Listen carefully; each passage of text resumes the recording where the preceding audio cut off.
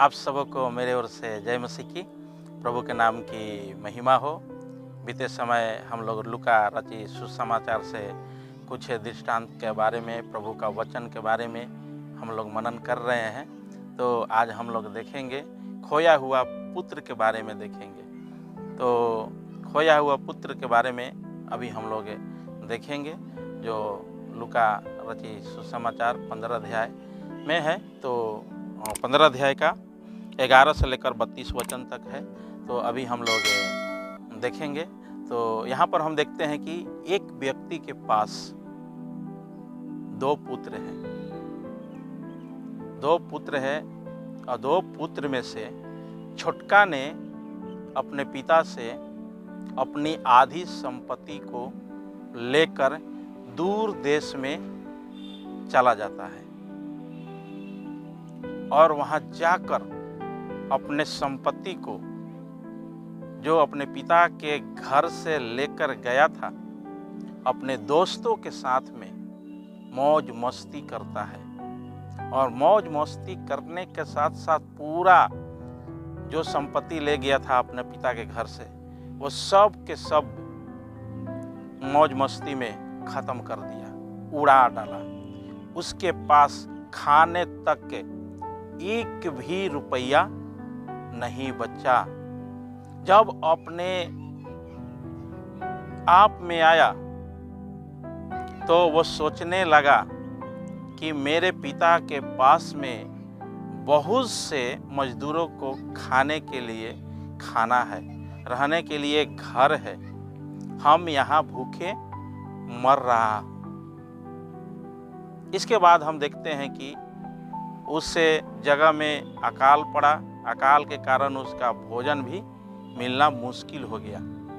किसी के यहाँ गया और उसका काम एक मिला। वो काम जो मिला है, सूअर चराने का काम मिला। क्या चराने का? सूअर चराने का। सूअर जो खाता है वही उसको खाकर पेट को भरना था। यानी बिहार के सूअर के बारे में नहीं, इधर के सूअर तो गंदगी खाता है। उधर का जो सूअर है, अनाज पानी जो बनाकर दिया जाता है, जैसे इधर बिहार में गाय भैंस को गेहूं का दरिया जैसा बनाकर दिया जाता है, उस प्रकार से सूअरों का उन लोग का खाना था। वही खाना जो इंसान नहीं खाता है, सूअर खाता है, वो खाने के लिए उसको मिला। और वहाँ पैसा, इसका मजदूरी नहीं मिला। मेरे प्रियो, ये काम करते रहा। जो सूअर खाता था वो खाता था, जहाँ वो सोता था सूअर, उसी के आसपास में वो भी सोता था। इसके बाद वो अपने आप में आया और सोचा कि मैं आज अपने पिता के घर के लौट जाऊंगा, अपने पिता के घर वापस लौट जाऊंगा।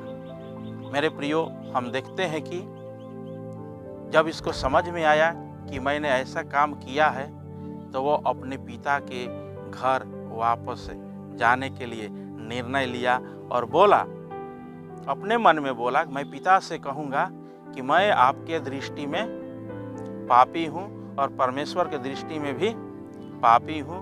मैं आपका पुत्र कहलाने के योग्य नहीं हूँ। मेरा एक नौकर के जैसा अपने यहाँ ले ले। ऐसा वो सोचा और वो चल दिया। जब जा रहा था अपने पिता के घर, दूर ही से उसका पिता ने रास्ते में देखा कि मेरा बेटा वापस आ रहा है, तो दौड़कर अपने बेटा को गले लगाया, अपने बेटा को गले लगाया, चूमा और अपने घर में ले गया।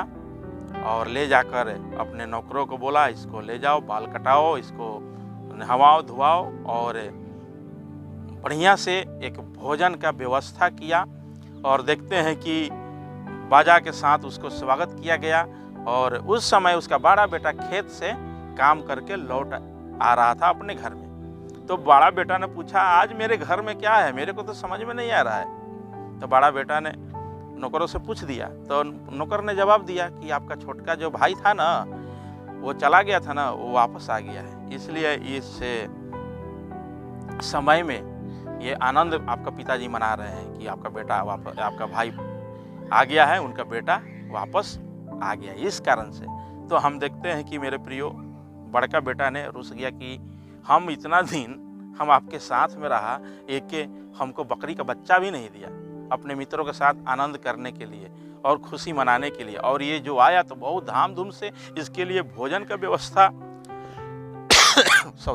भोजन का व्यवस्था किया गया है और लोग आकर खुशी से भोजन खाकर जा रहे हैं। मेरे प्रियो, हम देखते हैं कि ये खोया हुआ पुत्र जो था, इसका रास्ता मालूम था अपने पिता के घर में वापस आने के लिए।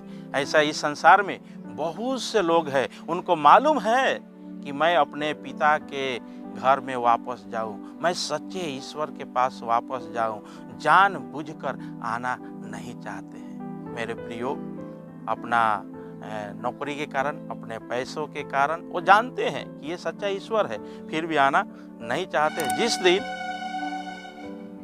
जिस दिन वो वापस आ गया तो समझिए कि कितना आनंद होगा, खुशी होगा, मगन होगा। बहुत से लोग धनवान हैं, वो जानते हैं और जानकर वो सच्चे ईश्वर के पास अपने घर में लौट आते हैं और प्रभु की महिमा करते हैं। मेरे प्रियो, बहुत से लोग ऐसे हैं, धनवान लोग बहुत से अपने नौकरी छोड़कर, अपनी काम छोड़कर, अपने जो काम काज उनका था वो सब छोड़कर प्रभु की पीछे आ गए, सेवा के लिए आ गए और खोए हुए को ढूंढने के लिए आ गया, उनके तक सुसमाचार पहुंचाने के लिए आया, ताकि वो सुसमाचार पहुंचाकर उनको भी नरक के राज्य से बचाया जाए, स्वर्ग राज्य में बारिश हो जाए। इसलिए मेरे प्रियो, हर एक व्यक्ति को हमारा और आपका काम है दूसरे तक सुसमाचार पहुंचाना और उनको नरक से बचाकर स्वर्ग राज्य की ओर ले जाना।